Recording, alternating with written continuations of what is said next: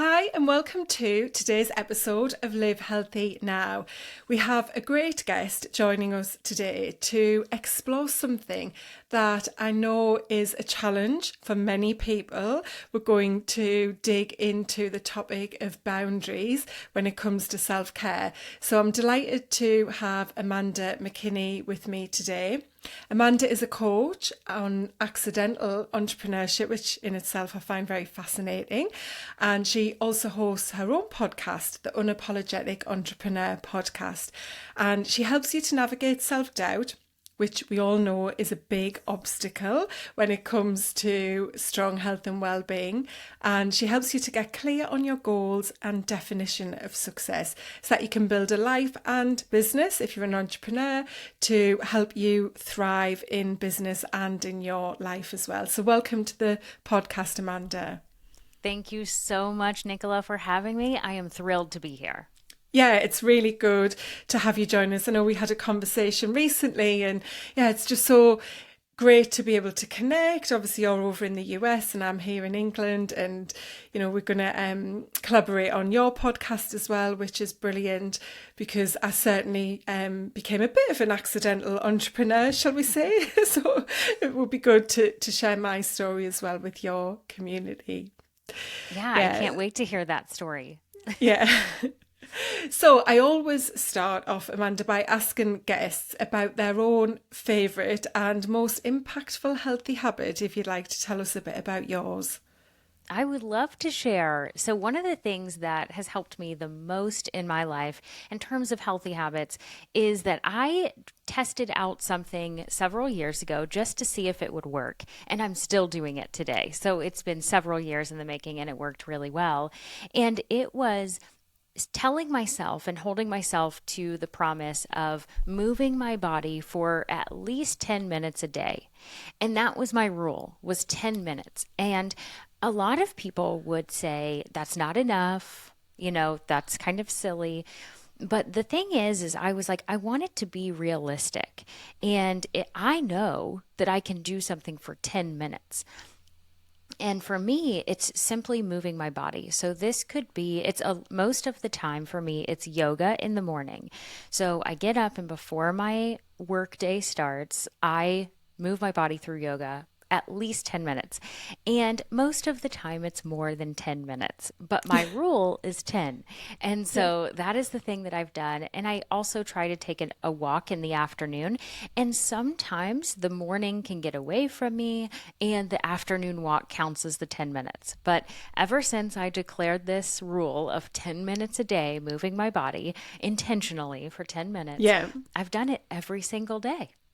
Oh, well, that's incredible and well done. That's a really good way to approach it, isn't it? Because as you say, when it comes to exercise, people have an all or nothing mindset towards it a lot of the time, in that you're only going to get benefits from it if you go all in and you go to the gym 4 times a week, or you run, for 60 minutes or, whatever it might be.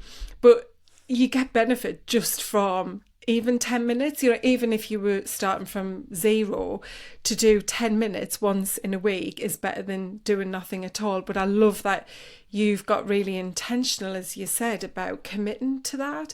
And I also love how you described it as moving your body, because that's exactly the ethos I have. I use the term movement in my 5 pillars of wellness for that very reason, that I don't want people to focus on exercise. It is about being more active in your general lifestyle and just moving your body in whatever way that is, and I think that's very helpful for people who struggle with exercise and the traditional type of working out, that may hinder them moving at all. So yeah, I really like that. And you're fortunate enough to be able to get out and walk right where you live, so you can just have a quick break from the desk, use screens. Yeah, I can. But I will also say that throughout the years of doing this, there have been a lot of things that have come into play where it's like, I could have easily said, I can't do that today.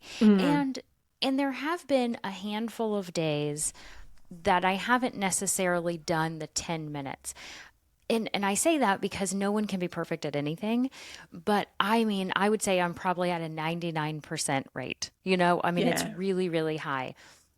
But the thing that I did, and I want to call attention to, because at least for me, it's really easy to make an excuse of, oh, it's raining, I can't go outside.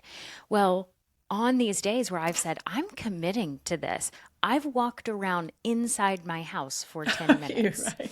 Or, there were times where I ended up in the hospital with a family member. Well, I would walk down the hospital hallway for 10 minutes. I would take a break for 10 minutes of sitting in that room. There have been times where I have gotten sick.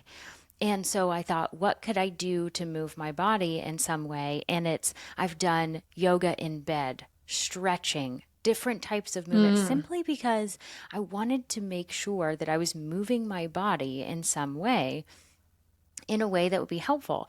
And so I say that because I know how it can feel to be like, but, and you'll list whatever is going on in your life, like, but the kids need my attention or whatever, or, XYZ. There's always going to be an excuse.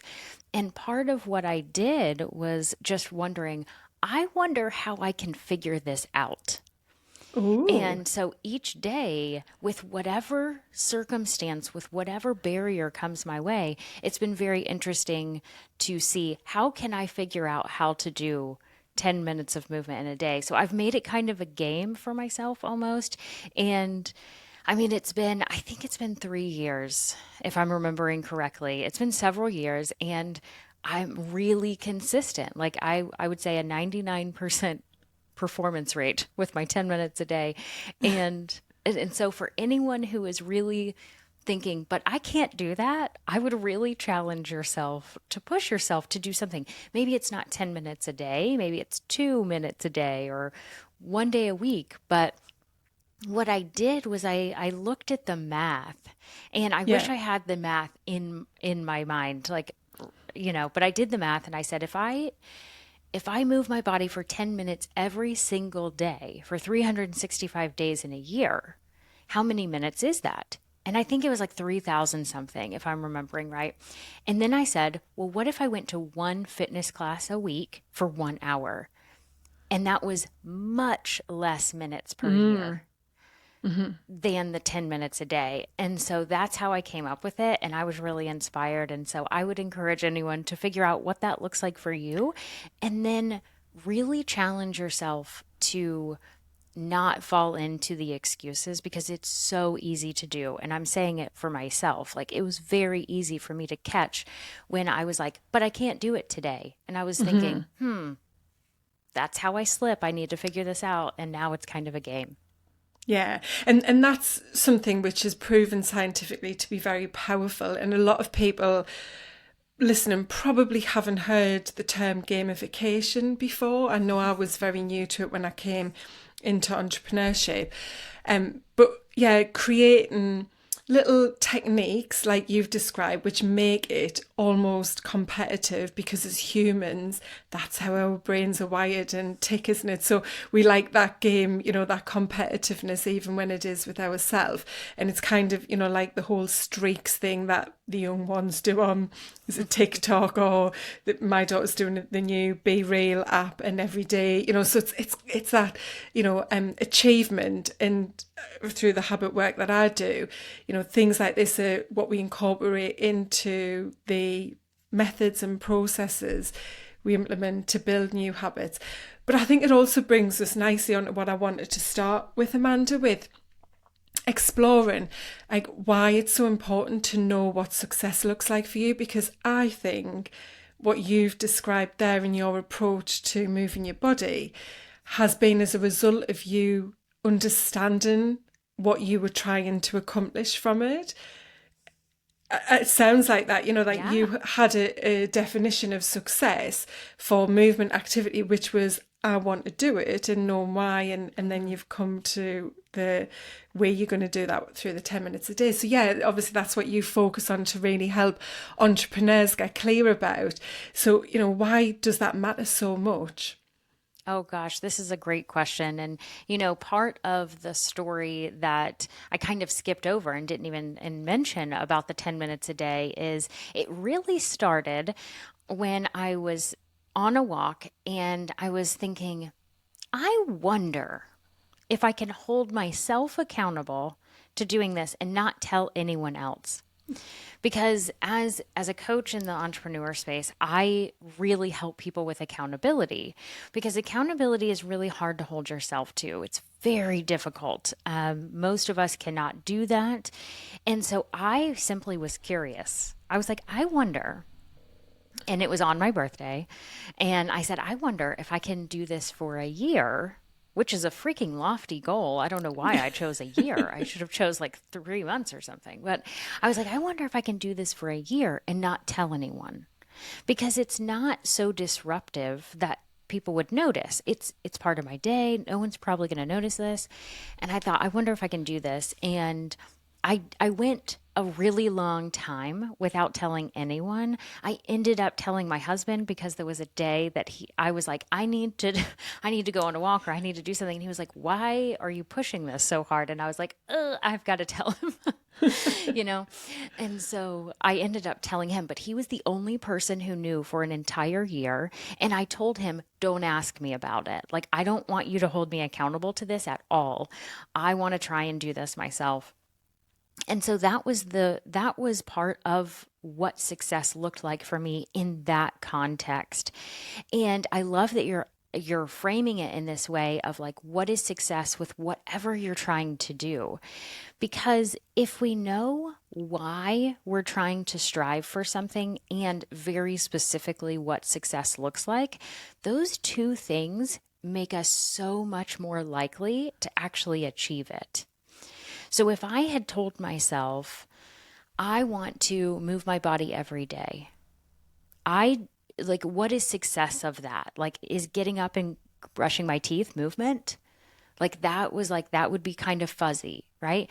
But when I said I want to move my body for 10 minutes in an intentional way, that made it very clear to me. And, I got more clear every day. Like, does this count? And I was like, no, this doesn't count, but this does. And so I was constantly understanding what that looked like.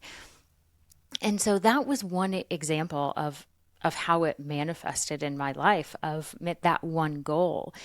But when I talk about success in entrepreneurship specifically, but we can apply it to life, the thing that I like to remind everyone is that if you don't define success for yourself, by default, someone else will.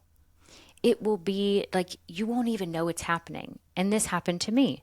In my business, I was striving for different goals, which I very much believe in, setting goals. But our goals are not success. Our goals are milestones that we set to either achieve or continue to achieve success. But if we think of those two things as the exact same, which is what I was doing, the goalpost is always moving, and so we can never achieve success. Mm-hmm. So what I went on was this journey of understanding, how does Amanda define success in her life that also includes her business, right? So how do I do this? And it took me a really long time. Fortunately, I have a system now that doesn't take people a long time, but it took me a long time to do it the first time. And I came up with a definition that now I get to think about every day, and I strive for success in that every day.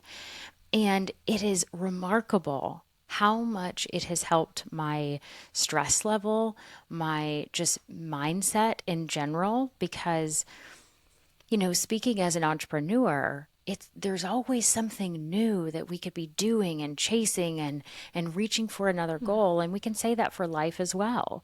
We can always want that new house, that new car, that new jacket, or whatever.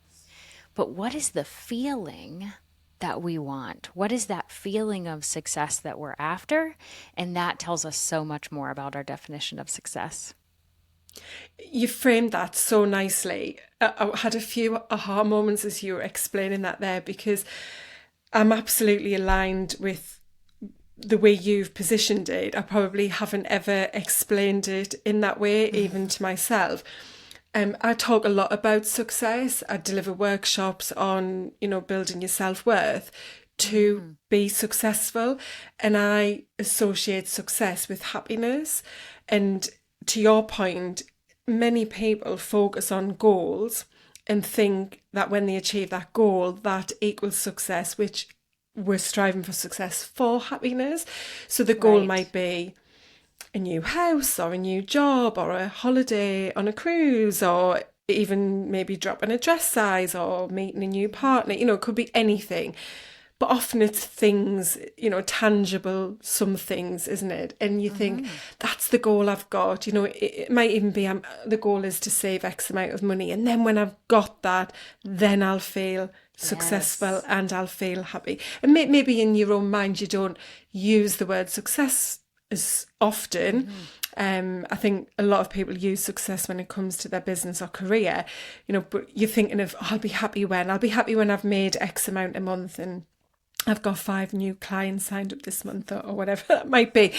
But you're right in that then, when you achieve that, you're not going to probably feel the way you expected to feel. And yes, you've achieved whatever it was you wanted, the holiday, the house, the partner, the X amount of clients. But it just doesn't sit in a way that you thought. There's then the next thing and the next thing. And so I think, being really clear about what success and happiness, as I talk about it, means to Right. you is the starting point. And that's part of the process and system I use with my clients, is to get really clear.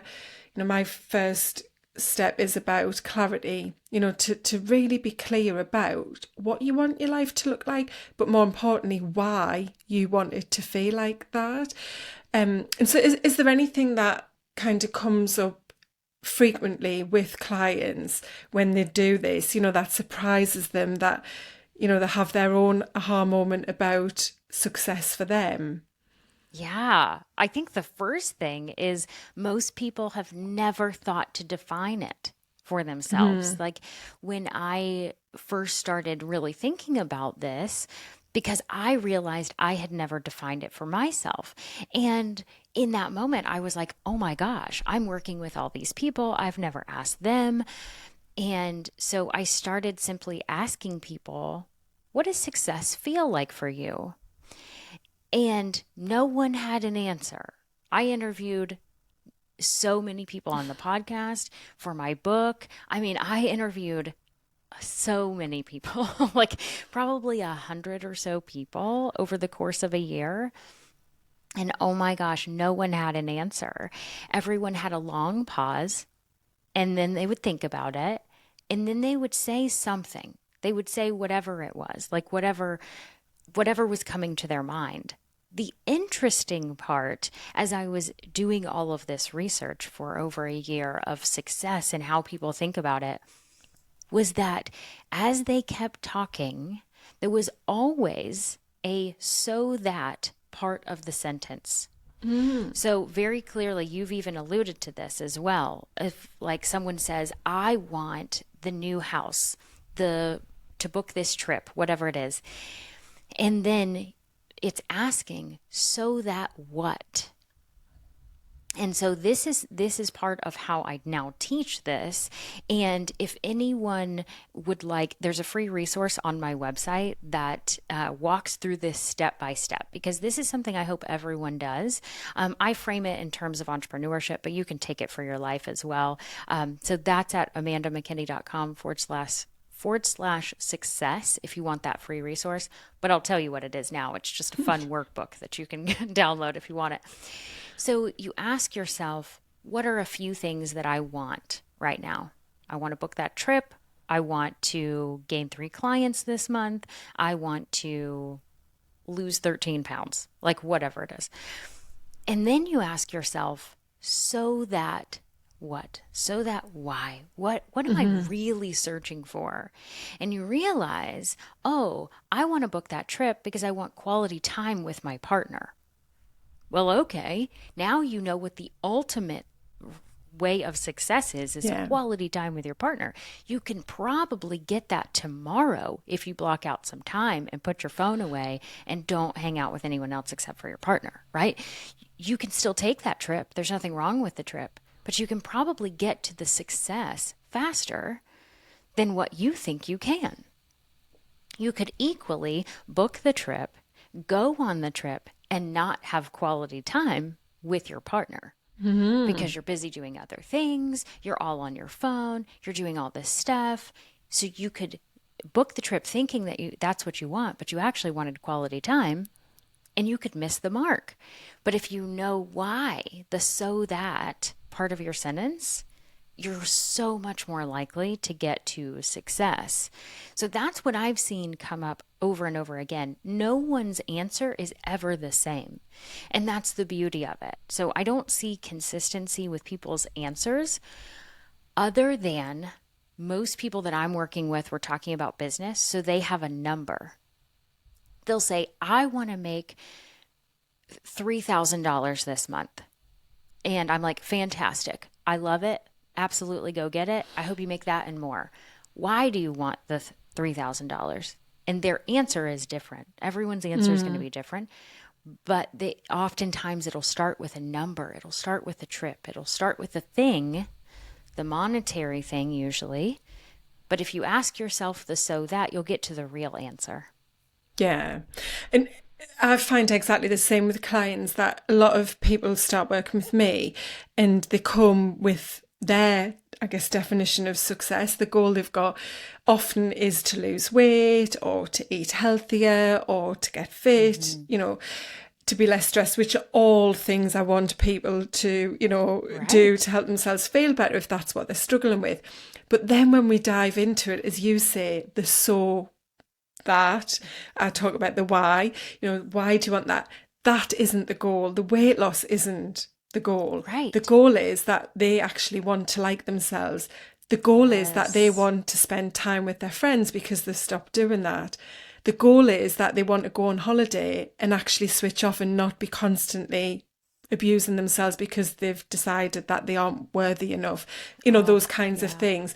And so, that's the commonality then, isn't it? It's the consistency with what we're talking about here, with knowing what you want from whatever that might be, your life, your business, I guess overall, just what you want to achieve for yourself, is that you just know you want things, whatever those things are, but don't know the value of them. And I loved how you positioned that story of the trip, because you're right, this does happen where people get the thing, like the trip, and then go, okay, so I went and it was nice. I was off work and I had the sun and I had some cocktails, but it didn't feel the way I want it to feel. And I know I've certainly had experiences like that through my life where I've waited for something or worked hard for something and then got it and gone, okay, right now that's it. I've got this, but this hasn't delivered what I expected.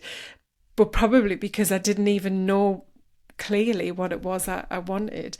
And I think this comes on to what I really wanted to be able to explore with you, because you're so much of an expert on boundaries, in that I think, the two are linked, because we go through lives, many of us, and women especially, with lots of pressure to conform to what we think is normal.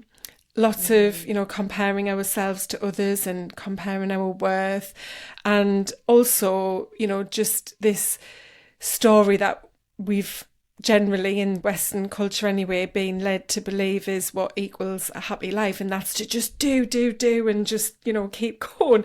But that is obviously something which can massively, massively affect your health and well-being, and therefore your happiness. So that although you're doing everything that you think should equal happiness, you're just not feeling it.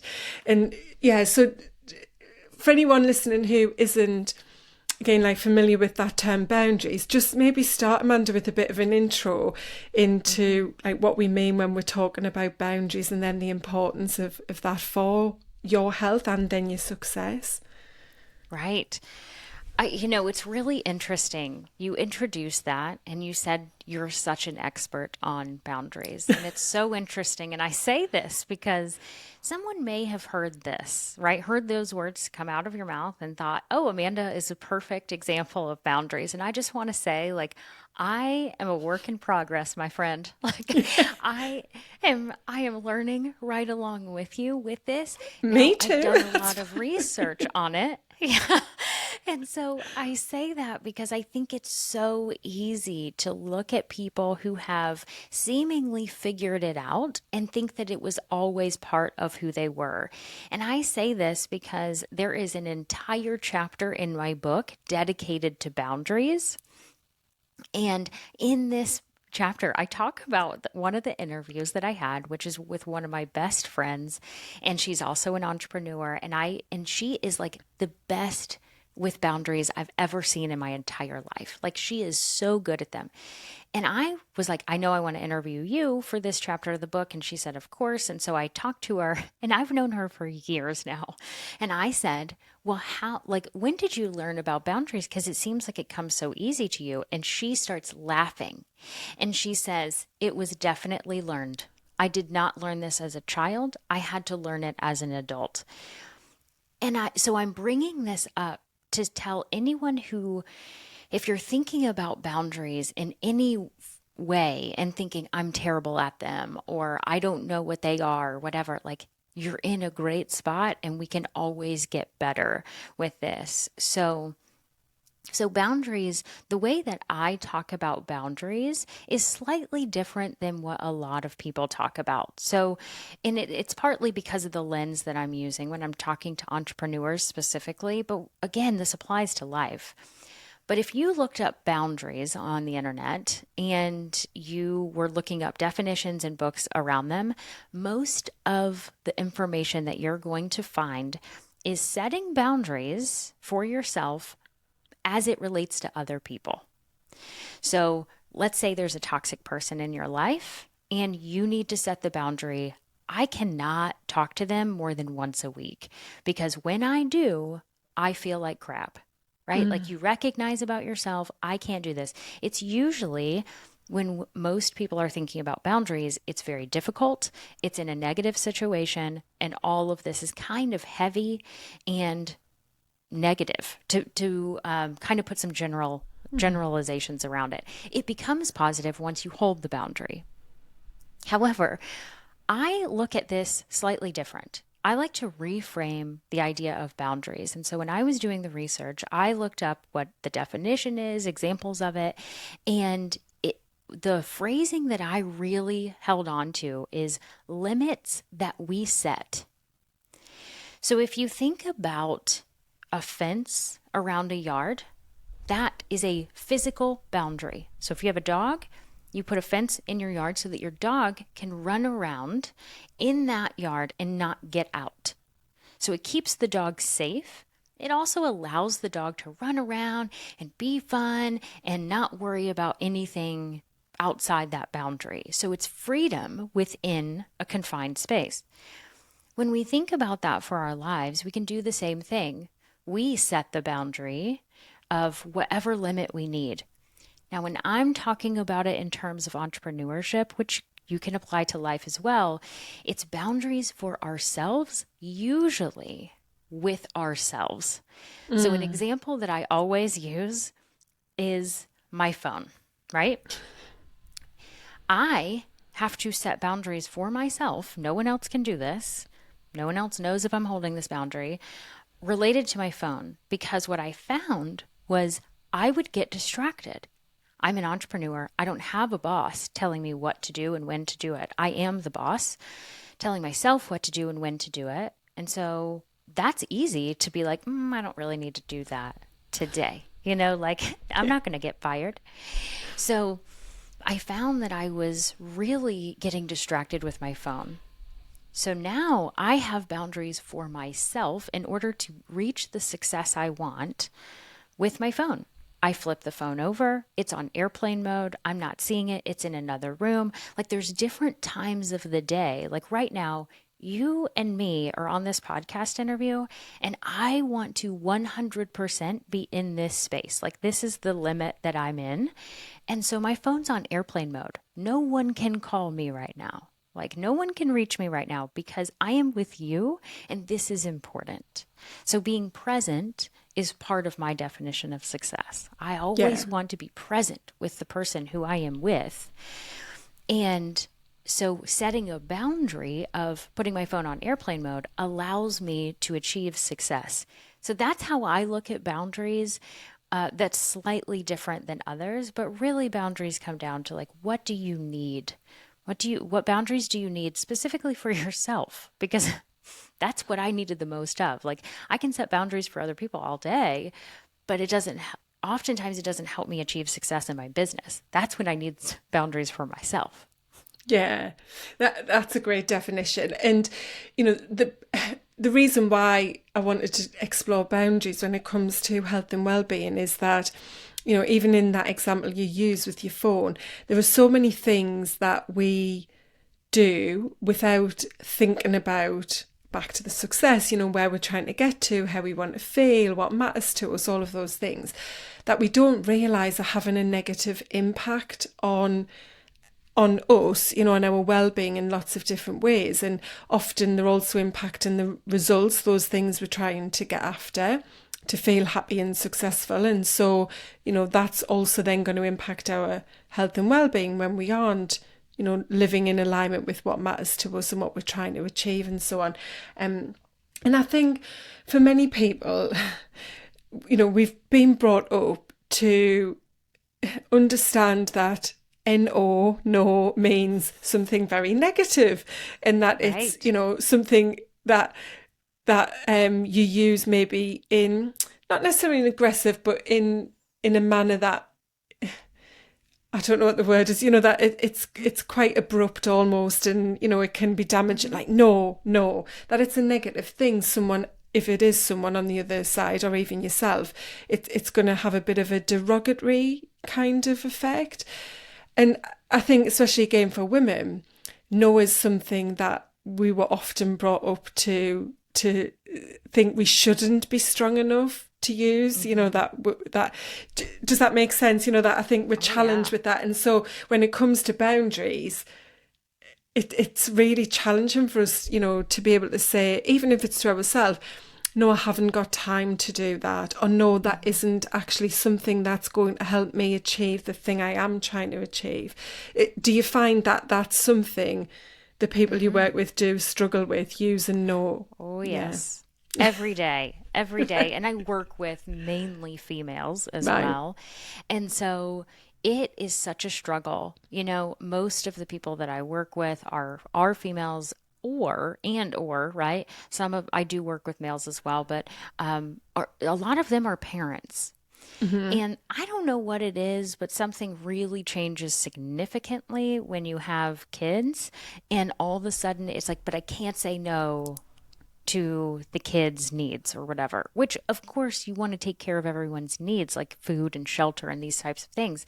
However, most of us, I'm going to put us all in a bucket right now. This is not fair. This is definitely not all people, but most of us, myself, my friend who I thought had great boundaries or has great boundaries now, we were not taught about boundaries, like either through spoken word or through actions, right? Mm-hmm. So you've mentioned it several times. We feel like we should be doing this. These are the pressures that we put on ourselves. Like, I'll raise both hands and say, I put the pressure on myself to clean the house and cook the food and all of this. My husband doesn't do that. He does not think that I have to do all of those things. Like, we are a team.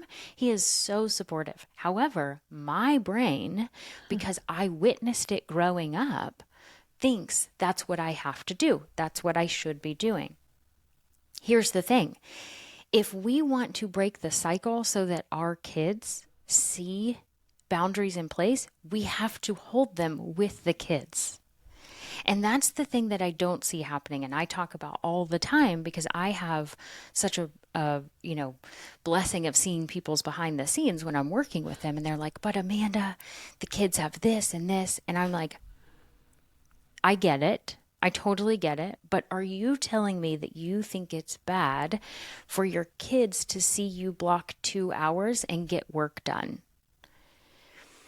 And when we think about it like that, it's like, oh, that's teaching them. Yeah. That's teaching them these great things.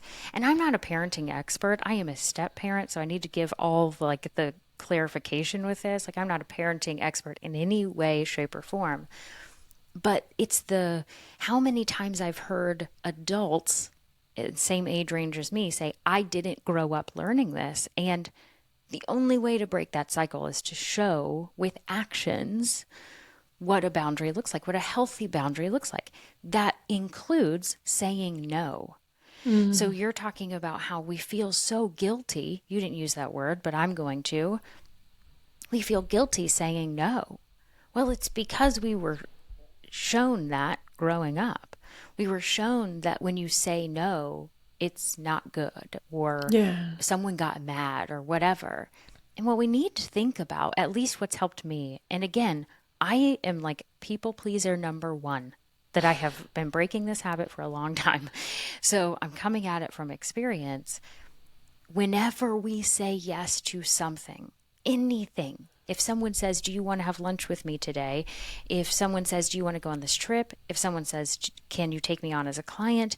The kids say, can you take me to this basketball game? Like, whatever the question is, when you say yes, it inevitably means you're saying no to something else. And as soon as I realized that, and I could say, if I say yes to this, what am I saying no to? And when I'm like, oh, if I say yes to this, whatever, it means I can't have that quality time with my husband. The answer is no, right? Like if that is important to me, which it is, it's an easier no.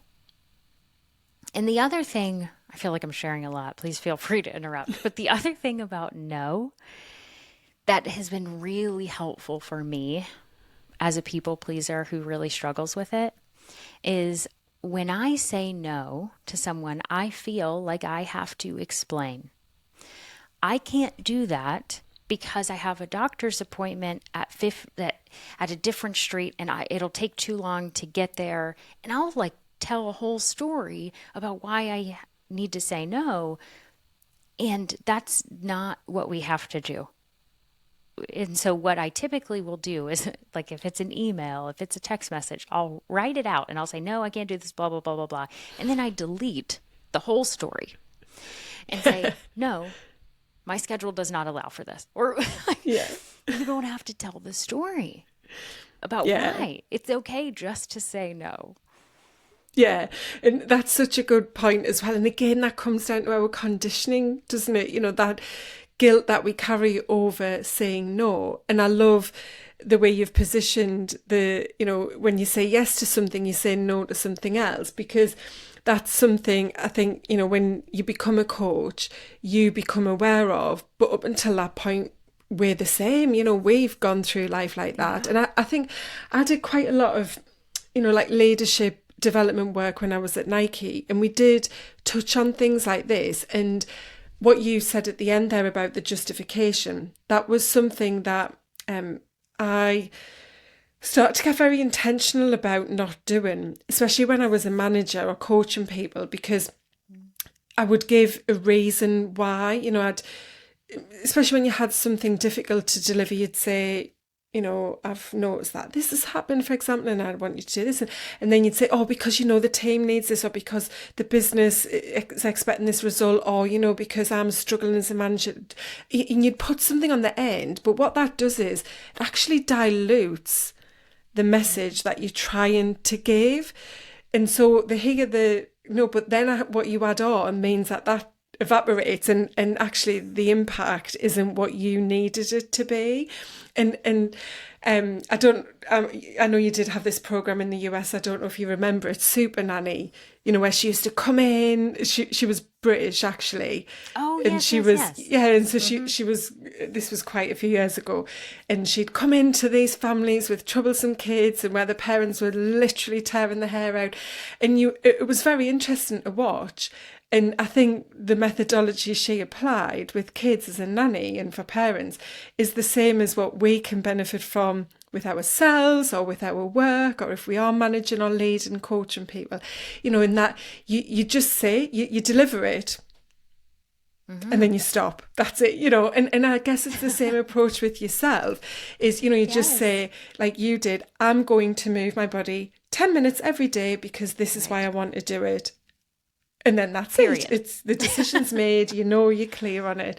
And so I think, yeah, that's a great bit of advice when it comes to thinking about boundaries and what what you need to work on to help support yourself, because that cycle of always saying yes to things and at a cost then of what you would really need to be doing, or spending time doing something else, can be very, very negatively impactful to our health and well-being.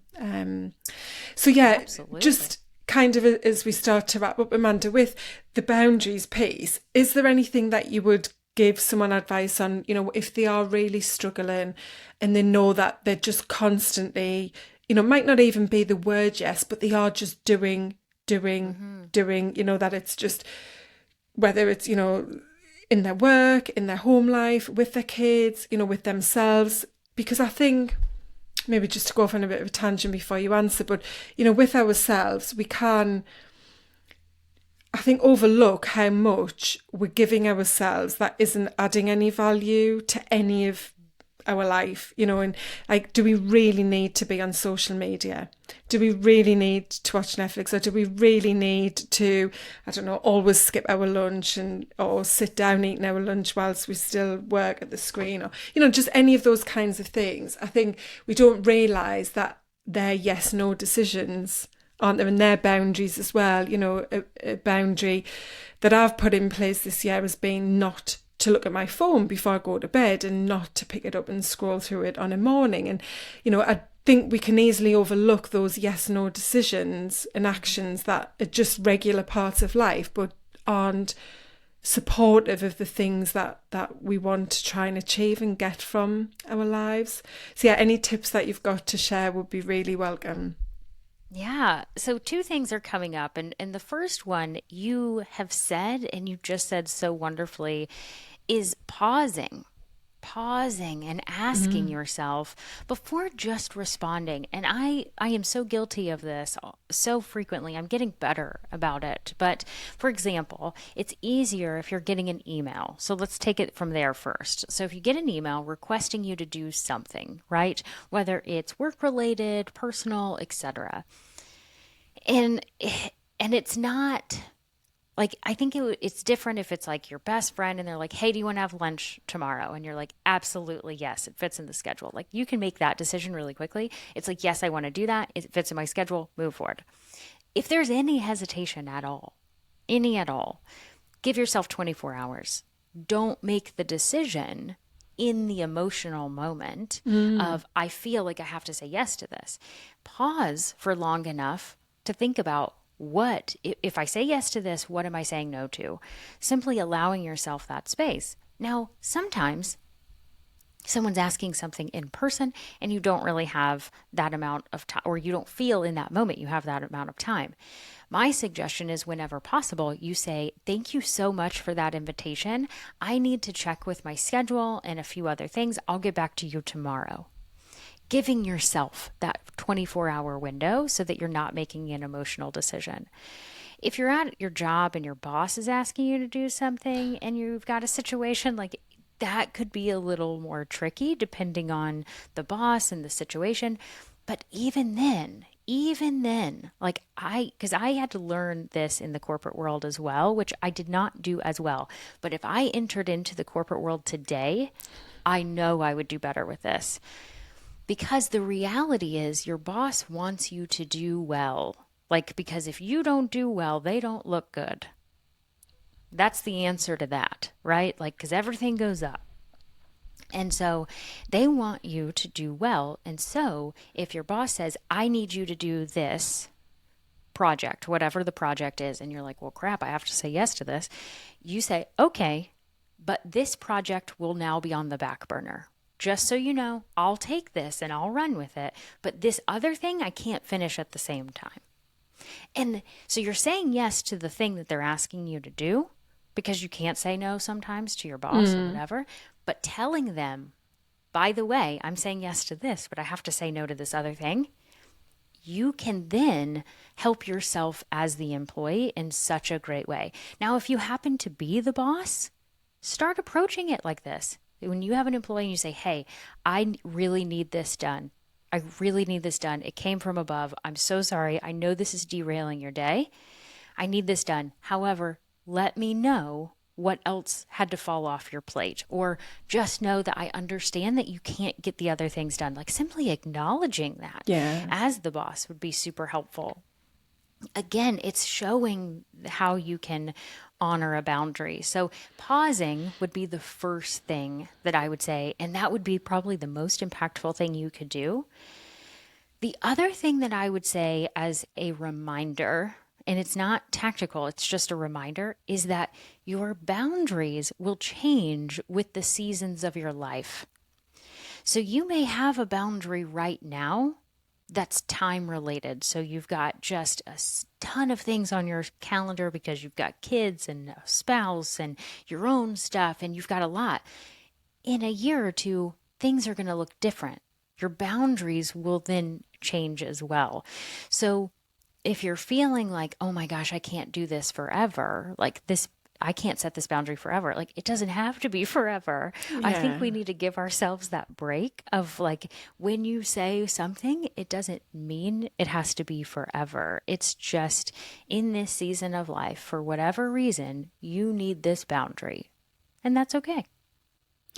I talk about seasons a lot as well, because that's something we don't acknowledge either, is that our lives are constantly changing, and what we need through those different seasons also changes. And, you know, so to just get, I guess, mindful and curious about where you're at, how you want to feel, back to the very beginning where we started with success. I think that's where you need to come at it from, isn't it? Is when you know what success, happiness means to you, and so that you feel a certain way or live a certain way, you know, then you can maybe get curious about, so why do I do this? Why do I feel like I have no time? Do I really have no time, or is it the way I'm spending time? Or why is it that I always say yes, but then get that inner critic going, why did you say yes again to that person? You know, whatever it might be for you. Because I do hear this, and actually recently I've had several conversations spring to mind with different people, male and female, about challenges they have with saying yes to things. Some of it is work related and some is personal. And it's just such a common challenge people have, where they're just like, but there's just so much, and I can't ever get a break. There's more work being thrown at me, or more requests for help in my time. And you're right that, you know, it's about pausing to say, okay, what does this mean? And, you know, you're adding more work on, but I still have X amount of hours. So to do that work means I've got to give you more hours. Am I going to get paid more? Or am I going to lose something else to stick within my contract hours? Or what, you know, if it's out of work, a different situation. So yeah, that's really good advice. And I think it just all comes down to you getting really clear about what you want and how you want to feel, and then taking time now and again, and maybe pop some reminders in your phone or calendar, or use another technique, because you'll listen to this podcast and likely go off and then forget about it, you know, but take action on this to have those moments of pause to begin with, to think about where you're at, how you want to feel, what success means to you, and then start to get intentional about pausing over some of your actions and decisions to see whether they align with where it is you're trying to get to.